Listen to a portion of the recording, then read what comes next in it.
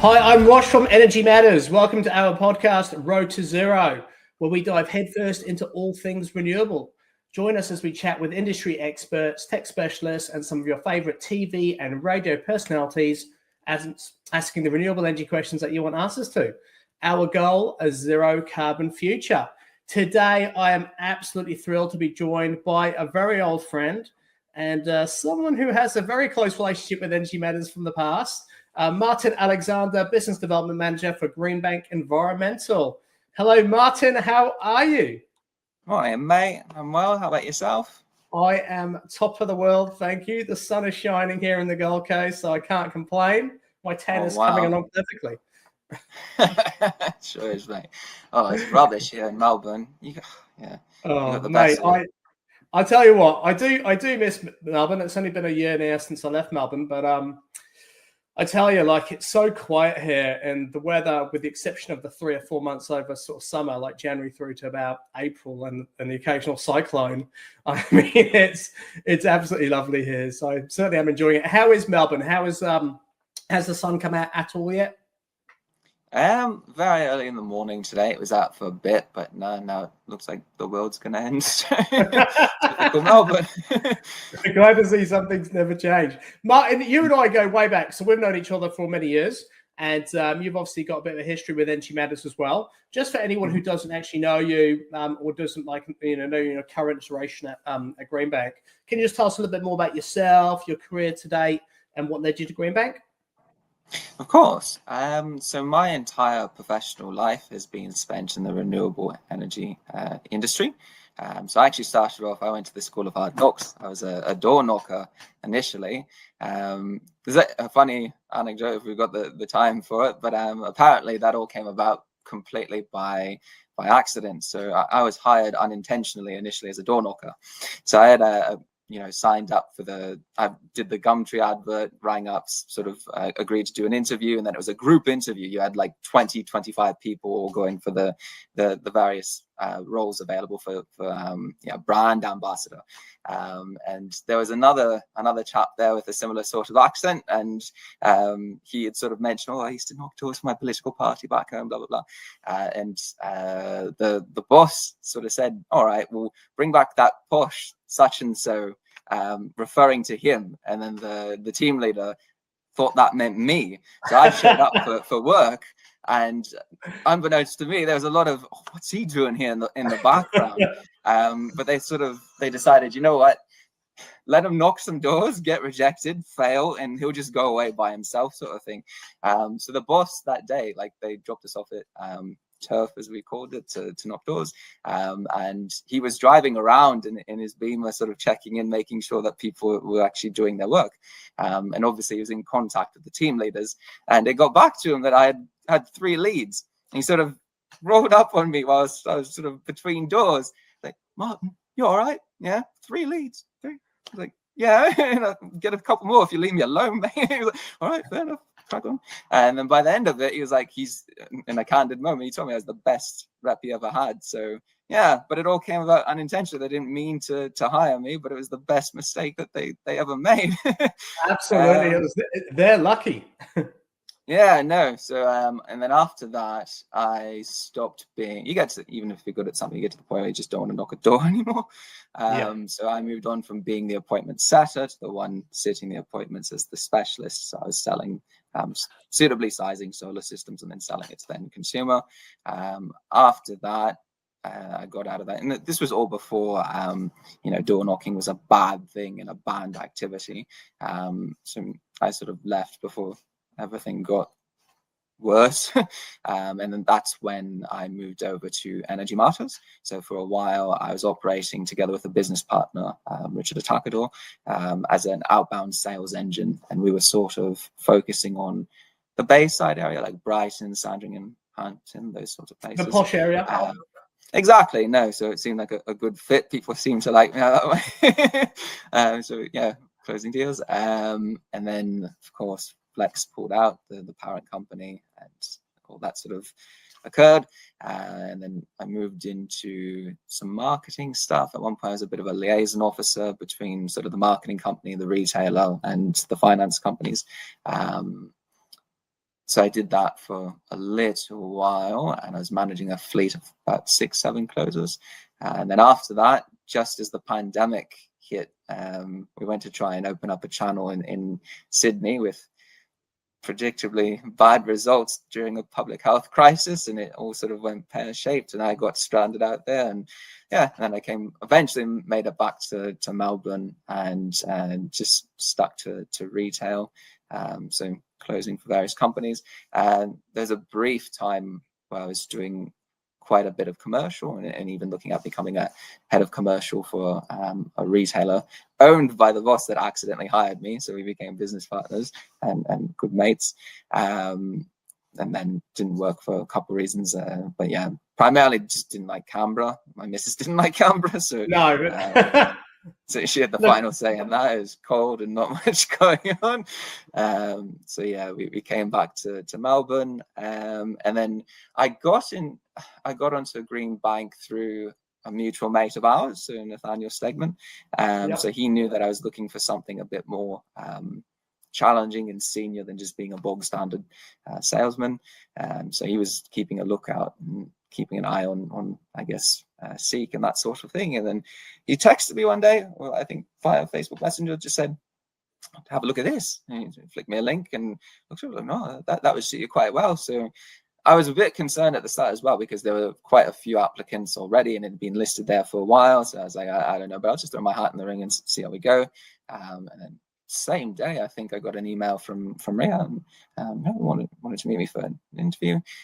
So went out to the office, did the interview. I felt fairly confident, and she sort of said, yeah, we'll let you know. And then 2 days later, she was saying, can I ring your references? And yeah, before long, I was at Greenbank, and here I am, and really enjoying it. Yeah, loving it. Absolutely fantastic. And for anyone listening, and look, great introduction as well, Martin.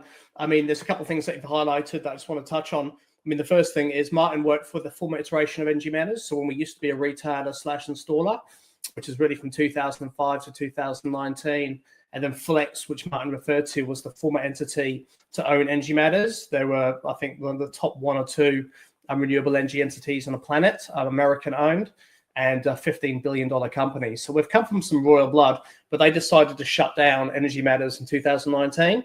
And that's when a number of people within the organization went to Flex and said, can we don't want to buy Energy Matters as the former installer that it was, but the website, the brand, the education component. And then that's when Energy Matters, this variation of Energy Matters, really sort of kicked off in late 2019, before I joined on the very first day of COVID lockdown in 2020 as CEO. So COVID was fun. We won't go into that now, because I think I've covered it off at some point in my first 50 podcasts. But it was crazy. And Martin, I mean, it kind of shows your pedigree as well, because obviously you've referenced door knocking. And to be fair, I mean, this is where I started off 25 years ago as well, when I first came to Australia.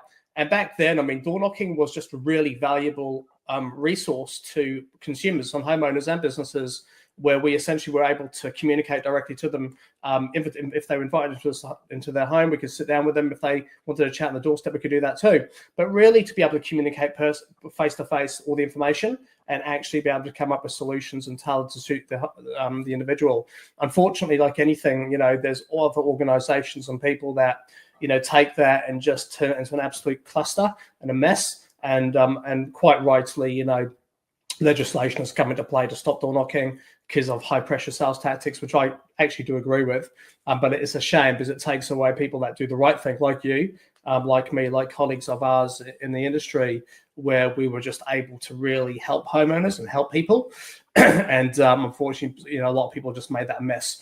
And that's essentially not just in this industry, but across many different types of industries across Australia and around the world that kind of utilize face-to-face.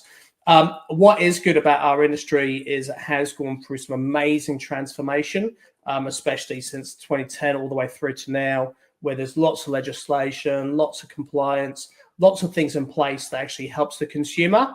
And really, from a Greenbank perspective as well, like myself, you've evolved in your career to the point at which now where you can really help a person and help an organization inside of the legislative sort of components to this industry, and more so help facilitate and help people on their journey to getting renewable energy technology. So I want to touch on some of that stuff as well, Martin. Before we do, can you just, and this is kind of like leading to the same outcome, can you tell us a little bit more about Greenbank itself, what they do, and what your role is within the organization? Sure.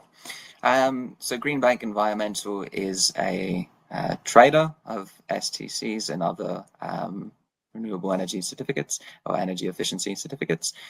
So literally, I'm fairly certain we were the first. So Greenbank was actually established in 2003. So to put that in perspective, we're before the Clean Energy Council. So it's almost before there is a solar industry. And it's a great story. So Fiona O'Hare is the founder. Ria's mum. Exactly. And then then Ria gets involved very early as well. So you've got this mother-daughter duo, and they really did. They sort of created a market that didn't really exist at the time, which is incredible. It was genuinely genius, and to see an opportunity and then to actually take it and see it through, and so brilliant backstory in that regard. And then obviously to be in operation for 20 plus years, we've seen a lot and we've obviously created and traded a lot of certificates. So that's what we do. So we so you have to go back to the start, and this is how I would explain things to customers when I was in the home, and they would ask, well, what's an STC? So essentially the way that renewable rebates are facilitated in Australia is that certain activities have a specific certificate assigned to them.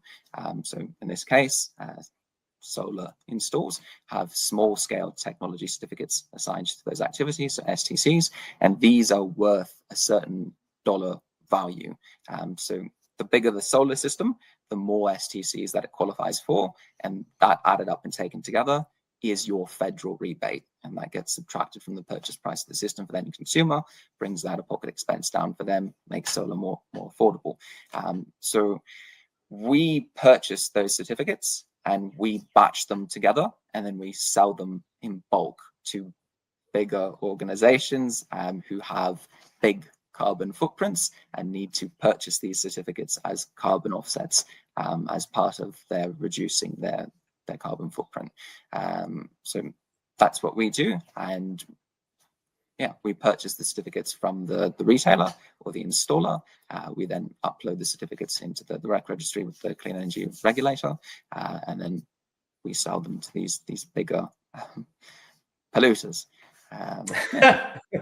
Which is actually amazing. I'm clear. So does Greenbank actually have to find those organizations as well that want to purchase the certificates from you, or is it just a registry that you know that I'm not going to mention any names, but X is requires 1 million certificates to offset their carbon footprint, and then straight away that you can just trade them to them? I believe, I don't actually have a great deal to do with it personally, but I believe it's a combination of both. So I suppose you'd be reaching out and sort of prospecting for companies that you would be aware do have that sort of requirement. And then others literally get told that they have to purchase X amount of certificates. And some of those are in contracts with us to purchase the STCs from. So if you are a polluter and you are, and you've had a letter coming through, you know who you are. You need to offset your carbon footprint, buddy, and your roof isn't big enough. Give Martin a call, and he'll obviously refer you to the correct person, and purchase some STC certificates. And those STCs are an absolute revelation, because without them, the cost of solar power would be incredibly expensive. And I know I've heard read a podcast before. So I remember back in 2009 when I first got involved in solar, we had what was called a 5 times multiplier, which meant the rebate was massive. It was huge comparatively. The STCs assigned was significantly more than they are today. And every single year they went lower and lower and lower and lower. And but obviously back in the day as well, the cost of solar power was crazy. It was like $25,000 for a 5 kilowatt solar system. rather than the sort of $5,000 it is today. So it's crazy. Things have evolved a lot. Go on, carry on. So just to jump across there, whenever sort of people complain about the setup and sort of say, well, that's not ideal, and be better if they were really reducing the carbon. First, they have to do other things besides purchase these as carbon offsets. But if you really think about it, the fact that it's making this technology cheaper for homeowners and end consumers and small businesses and so forth, and yet in such a way that it's essentially making bigger businesses with bigger carbon footprints foot the bill, it's ingenious, really. It's a good setup, and it obviously works. So it really is, actually, because really, when you look at mass adoption, the obvious point to go to is rooftop solar power, which is homeowners, anyone that has a home or a business that has some sort of roof space can take advantage, offset their own energy bills, especially now with batteries, and we'll talk about batteries in more detail in a second. But really, then as you said, the larger polluters, those who potentially would love to have solar power on their roof and probably have maxed out their own roofs, they've still got such a heavy energy requirement. They're having to buy electricity from the grid, and right now our grid is heavily mixed with black energy, which is the burning of fossil fuels, as well as utility scale renewable energy assets, which hopefully are going to increase significantly more over time, which they're planning to, so we can get rid of fossil fuels. And but in the meantime, of course, they need to be offset their carbon footprint. So being forced to do that is really, really positive. Good on the government. This is an opportunity where we have bagged the government a lot over time, and that we don't swing in any political direction. But for us, it's all about, we believe in a zero carbon future, and a clean green Australia. So for us, to achieve that goal, and globally, we need governments around the world to really sort of step in and say, look, let's help this happen. Let's help consumers financially. Let's force those who are polluting to take positive action and encourage them to move in the right direction. And to be fair, and this is my opinion, you can tell me what you think, Martin, but I think for the last year or couple of years, we've really seen that transition. We've really seen governments from not only just Australia but globally as well, including our friends in China, who are really just now sort of saying, we need to do more. We need to take action. And I think the actions of the current government, the current Labor government, especially releasing the Cheaper Home Battery Program, has been an absolute revelation. I mean, what's been your experiences of that program so far, Martin? Have you found the launch of the Cheaper Homes Battery Program? It's only been a couple of months, I know, but what are your early thoughts? It's kept us extremely busy. So one aspect of it that a lot of people I don't think understand is that the Clean Energy Regulator, they were not initially permitting us to upload in bulk. So to register STCs in the CR's rec registry it had to be done sort of individually, and it was taking much more time in consequence. And so we had admin staff members who were complaining they have battery thumb, and one of them even had to get an ergonomic mouse to just deal with how much clicking they were doing. Wow. Ria herself, I believe, was processing quite a few, and she was doing them from home as well, and also paying people. So processing and paying as soon as they were ready to go. I had accounts sort of saying, like, paid us on Saturday, like, can give it back. No, but no, they're happy with it, but they were just surprised, why are we getting paid over the weekend? But no, it was very much all hands on deck, and I think we dealt with it very well. We made sure that we were going to have prompt payment turnarounds for our accounts, and in contrast to a few other APs out there, that payment turnaround became huge. So quite a few accounts came over to us purely because they needed to get paid for their BSTCs, understandably. So if you're running a business, you cannot have cash flow clogs of 5 to 6 weeks or something like that, especially in this current climate that the Commonwealth Battery rebate scheme has created, where it is very much the quick and the dead when it comes to battery stock, when it's in stock. And Yeah. cash is very much king. So if you can stump up the money to pay for it as opposed to running it on credit, a lot of people are getting priority on that account. So businesses are very cash hungry, and we were very alive to that and ensured that people were being paid promptly for their BSTCs. So in 5 to 7 days ended up being our average turnaround. And just to put that into context for anyone listening, like more from the consumer side of things, this program is incredible, right? So fundamentally gives every single homeowner and some businesses the opportunity to have battery storage.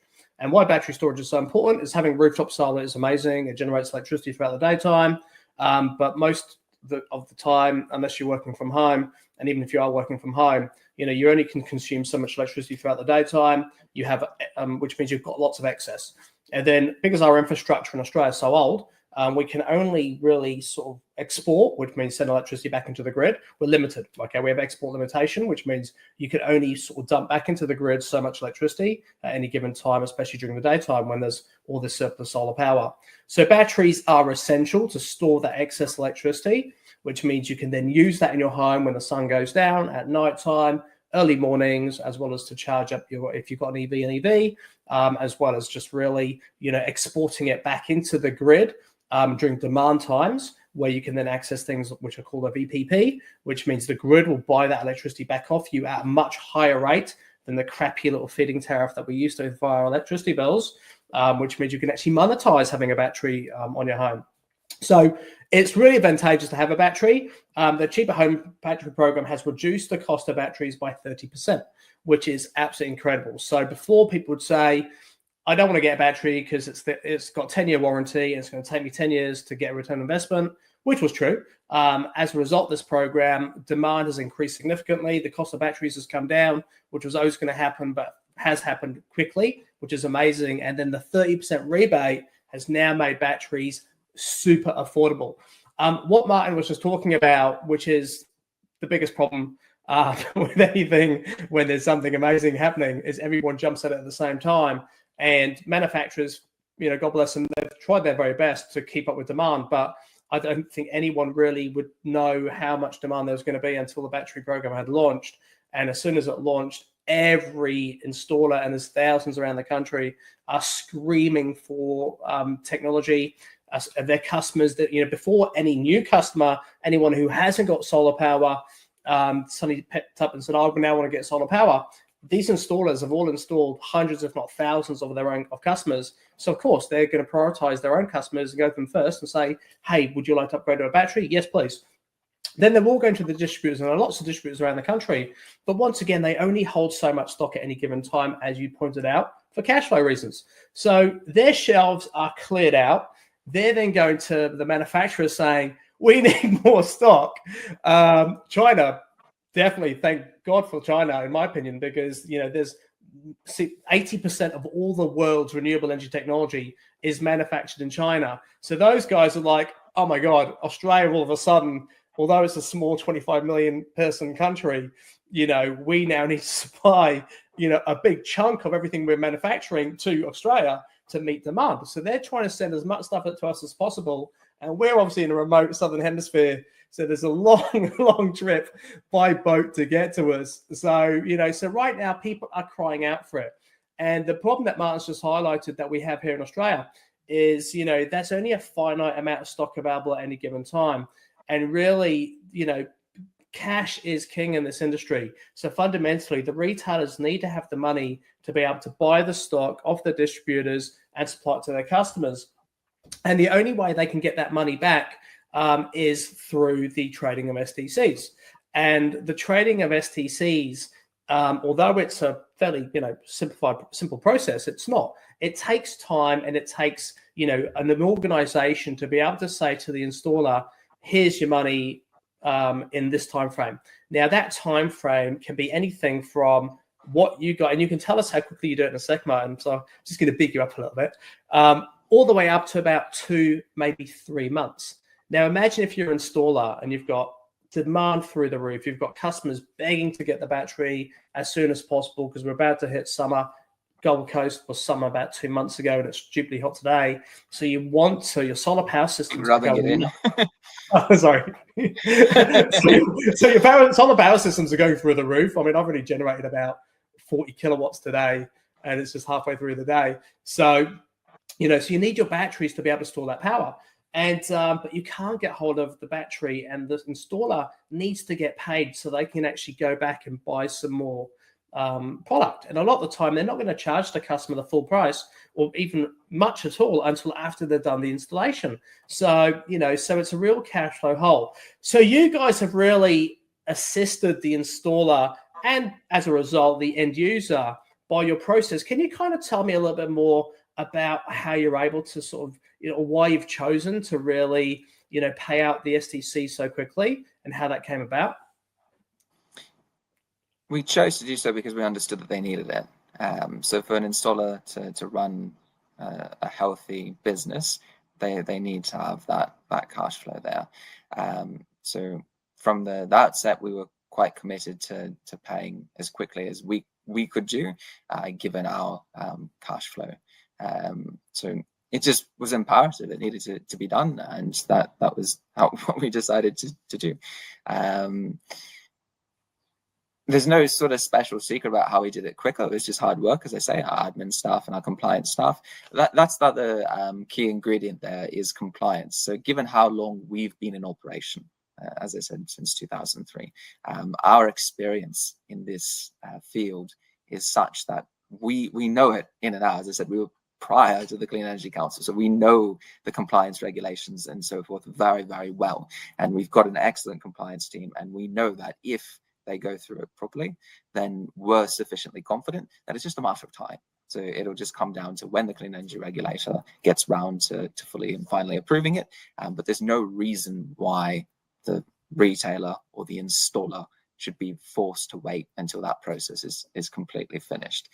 So again, well enough established as a business, and there's other aspects to it, and things that I don't quite understand about shorts and planning, and so there's all sorts of financial stuff in the background that Ria personally handles, and Mother Fiona, that they've got a very good grasp of, that enables us to be able to have that cash flow to facilitate the quicker payment turnaround. So that's essentially it. Hard work and good compliance. No, good call. I just want to massive kudos to Ria, Fiona, and the team at Greenbank. Because really, this industry is a collaboration. It's a team sport, and the cheaper home battery program is a revelation, as I've said many, many times. And at the same token, if it wasn't for you guys, sort of really identifying, what the impact was of cash flow and how hard it would be for installers and the end user, it would be it would be even slower and more bottleneck than it actually currently is. It could have had the complete opposite effect. So instead of increasing the solar uptake and helping retailers and installers to get more business, you could have had installers going out of business because they just couldn't keep up. They couldn't wait that long. Some have. This is a horrible thing. This should be an absolute amazing opportunity for everyone. But people have been, businesses have been struggling, retailers and installers, especially from May and June, just because people knew about the battery program. Was coming in July, so didn't want to install anything until they could have a battery as well. It was a couple really tough months, and for the trades, in terms of managing their business and cash flow and just keeping things ticking along until the program started in July, and then all of a sudden they can't get hold of stock and supply, so they're living by the day. So it's really, really tough. It's a great thing, and it's going to progressively get better and better and better over time. But yeah, there's been a lot of challenges. So you guys have really helped a great deal in that early component, which is amazing. And look, fair play to you once again for doing so. I'm kind of keen to explore a couple of other things that you guys do. And I know we've been dragging this out. We're not dragging it out. It's been a great conversation so far. So we're at half an hour already. So there's two things I want to talk about. Firstly, what's this STCs for stock program that you do? Sure. So we have an arrangement with a couple distributors whereby the installer can nominate the distributor as essentially the source where the STC should be paid to. So to cut out that one bit of admin work where it can go straight towards the distributor instead of to the installer, and then the installer needs to pay the distributor themselves. It works best for especially small to medium range installers who purchase a lot of their stock from one particular distributor, and it goes towards, it's just basically settles up the credit quicker, and therefore enables them to purchase more stock in sort of the same sort of time frame. So we do it currently with Rexel, which I'm very pleased about, because it's the one that orchestrated it and did a hard work getting it set up. Pat in the back there, Martin. Yeah, forging those relationships. And then the other one is MMEM Green Tech, which is that was organized by our excellent sales manager, Kat Neal, and I think Ria in the background was working away on that as well. So no, we're very proud of that, and hope that we can get more traction with it, because for a lot of installers it's just one less thing to worry about, instead of having to wait for the STCs to come in and then get home to sort of pay the distributor. So it just simplifies things a bit for them, and it means that the credit line is healthier. And then for bigger businesses, it's less debt, really.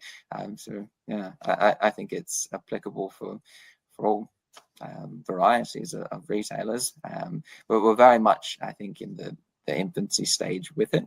One of the exciting things about Ornegy is going to be able to have those meetings with these distributors and discuss plans of attack moving forward to roll that out and make a success of it.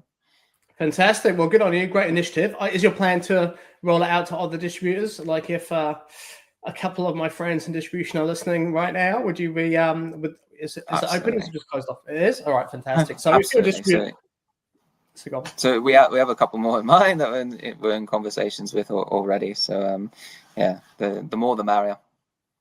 All right, you heard them. One stop.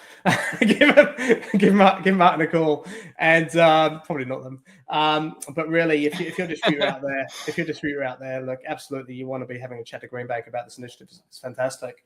Obviously not one stop, because they do their own certificates trading as well. But the same token, if you're an installer, look, it's there's two core reasons why you'd be wanting to work with Greenbank. First and foremost, you're going to get paid on those STCs very, very quickly, which is absolutely fantastic. So you've got cash flow back into your pocket.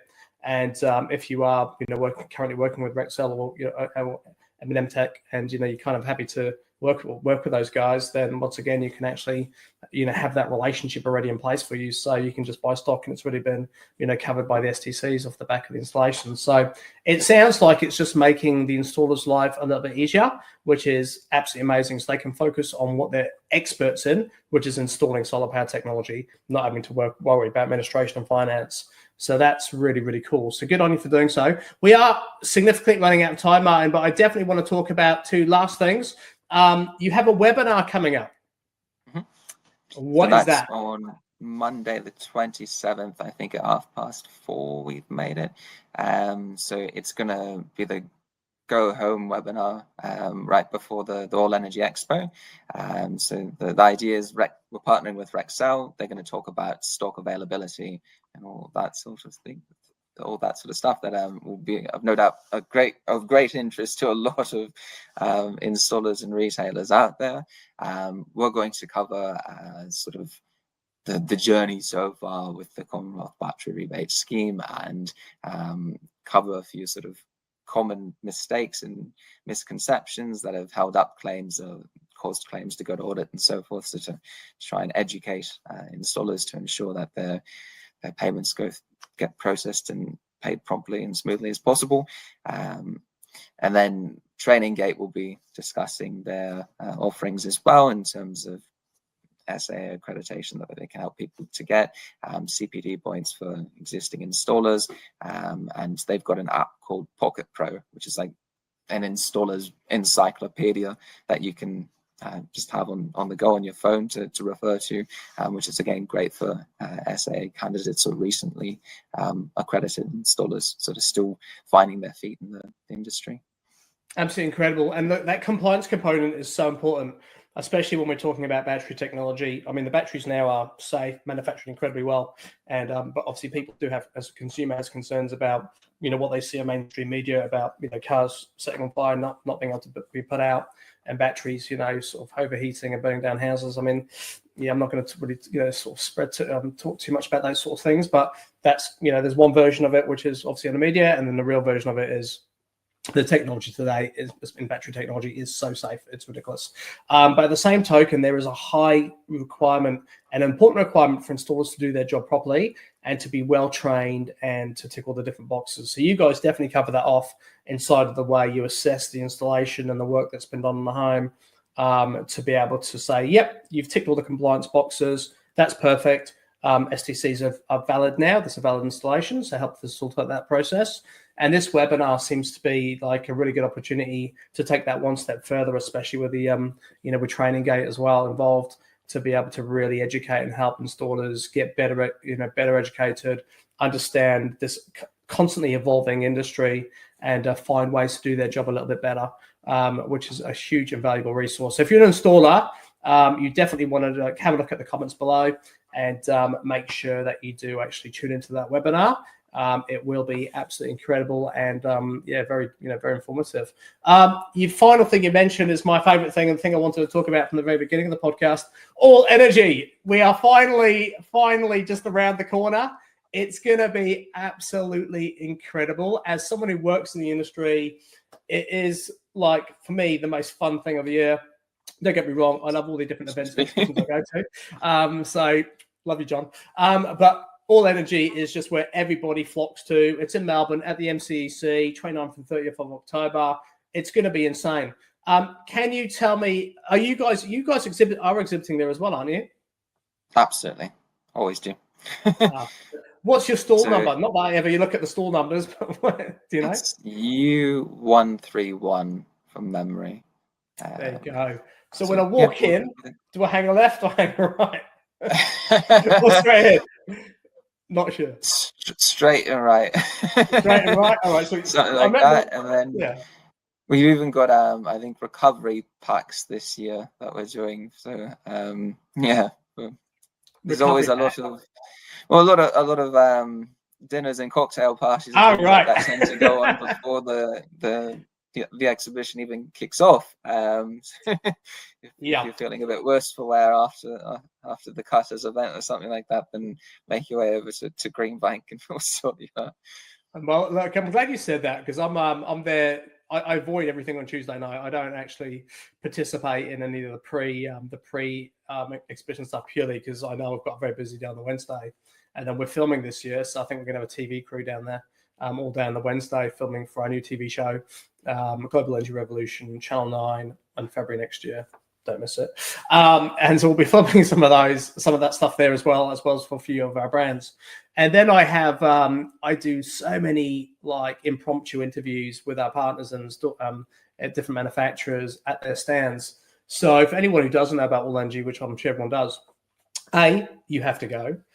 B, it's massive. It's a huge networking event throughout the 2 days. You get to see almost every single manufacturer from around the planet, as well as some of the newer technology that hasn't even hit the shelves yet, being introduced to the Australian market, to the installers and distributors, so they can see it firsthand.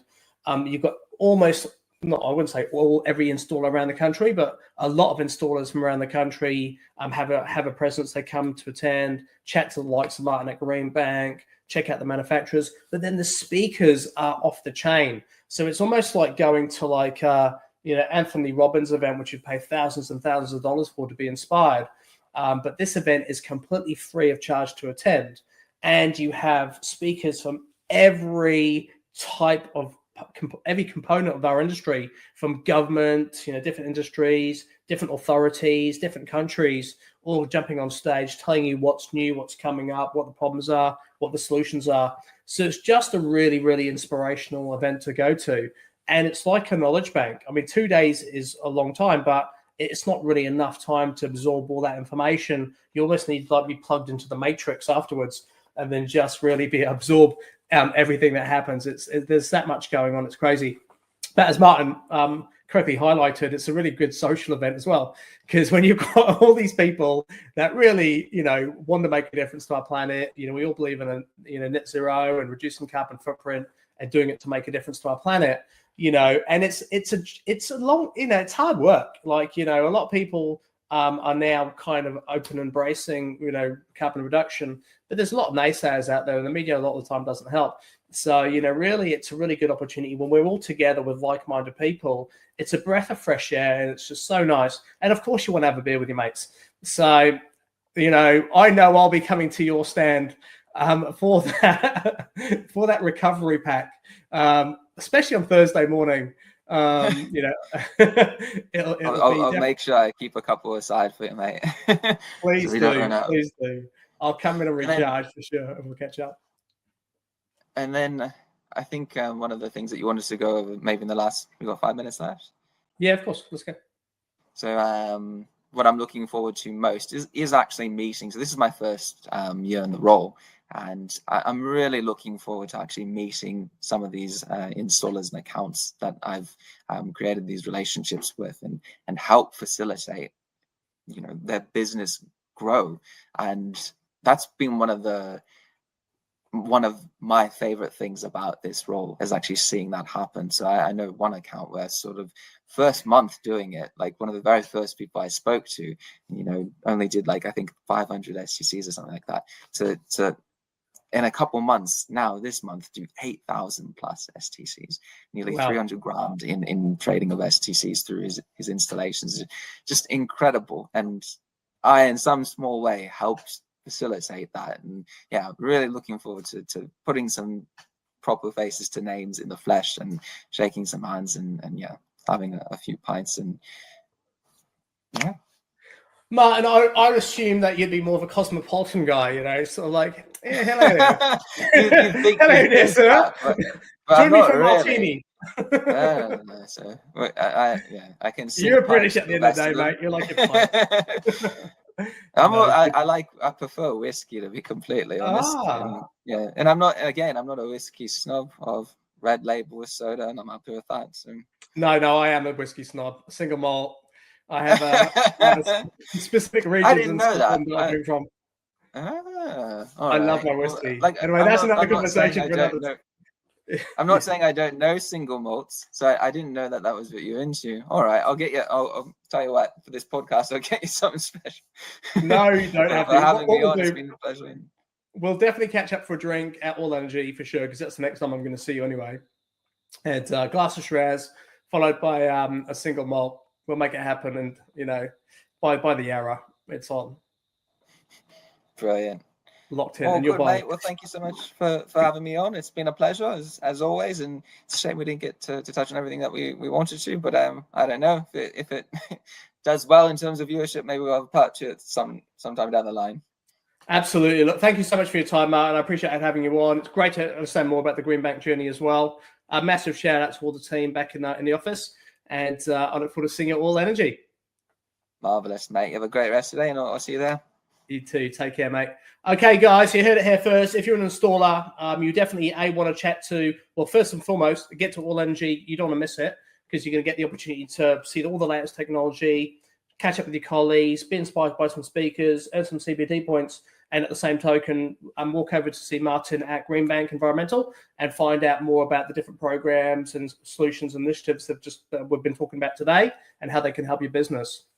For those of you who are a consumer, a homeowner, a business owner like myself, and are kind of thinking, what, I really want to take advantage of this cheaper home battery program, jump onto our website, ngmatters.com.au/free solar quotes, and submit your request for a quote for either solar power plus battery, or if you've got solar power ready, just the battery, and we'll facilitate that by partnering you up with your local installer. So we don't work with every installer around Australia, but we do work with a few hundred, and we'll try and find one to three that are local to you, and they can actually give you a quote and obviously let you know how long it'll take to get installed, based around the current supply issues with batteries. But you know what, which is why it's important to work with more than one installer, or get quotes for more than one, just so you've got options, different technology, different price points, different service levels, and as well, they all utilize different stock. So you can kind of find out what you can get for your home and what sort of time frame, and make sure it ticks your budget and fits within your financial requirements. Aside from that, thank you so much for your time today. It's been an absolute pleasure chatting to you. and I look forward to seeing you next time. All the best.